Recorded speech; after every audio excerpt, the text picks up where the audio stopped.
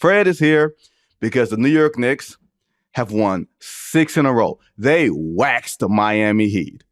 They're bullies. They have waxed the Miami Heat at Madison Square Garden on Saturday afternoon. 12-2 in January. 12-2 since trading for OG Anunoby and getting Quickly and RJ Barrett out of there. They are bludgeoning opponents. Like, I just looked at the numbers yesterday, Fred. They're holding opponents to 43 from the field, 31 from three. Granted, they haven't played a motley crew of great shooting teams. Houston, Washington, Toronto, Brooklyn, Denver, Miami. Denver, Miami, top half teams in terms of shooting. The other four are not. But they are in fourth place in the Eastern Conference, and they are not that far from possibly catching Philadelphia at third. Give me the overall outlook of this Knicks team to date. A, are we looking at them as a team that can still bludgeon you with the rules? Because it looks like you kind of can. Like, they're outscoring opponents by 17 points in this month.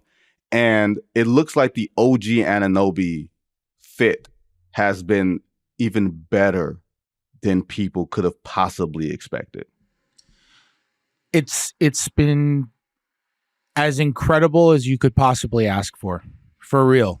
I mean, first of all, let me just say, I say all of this with the caveat that as of the time we're recording this, we still don't know the long-term diagnosis on Julius Randle. We know he has a dislocated right shoulder. We don't know if that means he's going to be out for, X amount of days, X amount of weeks, X amount of months, the whole year into next year. We just don't know. We don't know the full diagnosis. So we have to just say that right off the bat, because obviously Randall's presence affects everything in terms of their long-term outlook. But with Anunoby there, there are really few perimeter defenders in the league. Tibbs called him a defense unto himself. There are really few perimeter defenders in the league who are a defense unto themselves. Kawhi, when he's at his best, is a defense unto himself. And by the way, I don't think that was just like a coach propping up his dude. I think what we've seen over the last month is he very much conclusively is a defense unto himself. It's not like the Knicks were the 6th best defense in the league and then they bring in OG and now they're the best. The Knicks lost Mitchell Robinson in early December for ankle surgery. He's still out. After Mitchell Robinson went down, and Mitch was having a all-defense caliber season. Yep. Easily the best season of his career. He had completely figured it out. The foul rate was lower than ever. The blocks were lower than ever. And I had talked to him about that. And he was like, I just don't care about blocks anymore. He used to try to block everything. He was this jumpy, young, hyper-athletic big. And he openly says, he's like, I don't care about blocks anymore. They don't matter. What I care about is just being in the right position. And just, he actually doesn't say anything. What he does is, to describe his effect that he wants, is what he does is he takes both of his hands and puts them on either shoulder and he shivers like this. And that's what he says he wants everybody to feel whenever they come into the lane. And he says he doesn't care about blocks. He cares about that.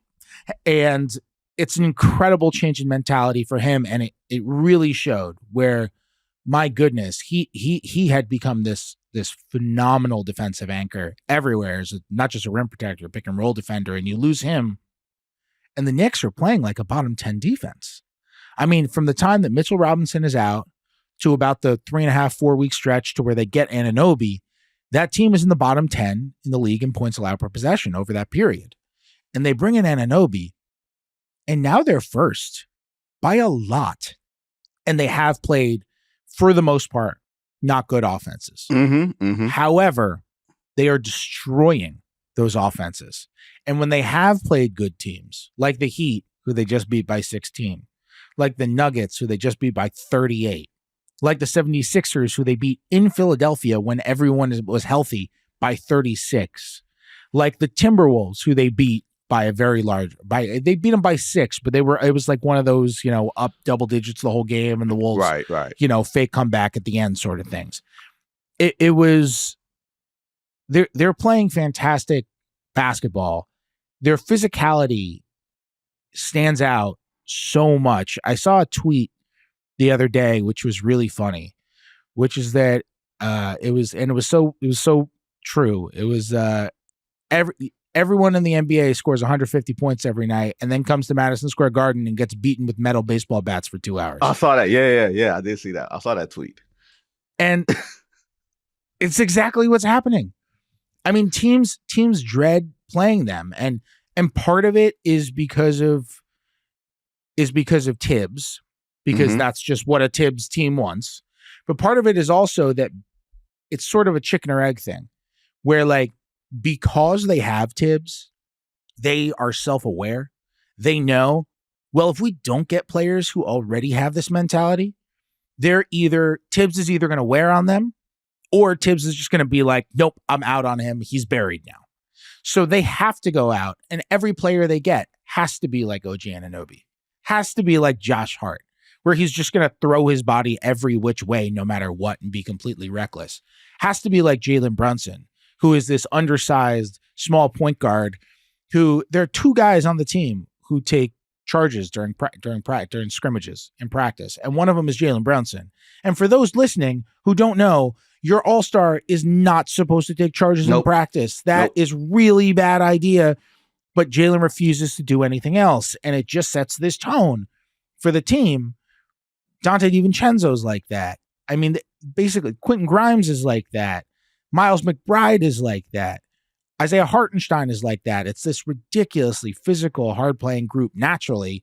And then you add the fact that Tom Thibodeau is leading them, and you're just like, oh my goodness, this is a monstrously intimidating roster. And I don't know if they're going to win one playoff series, two playoff series, whatever it is, but I can tell you whoever plays them in a playoff series is going to thoroughly not enjoy it.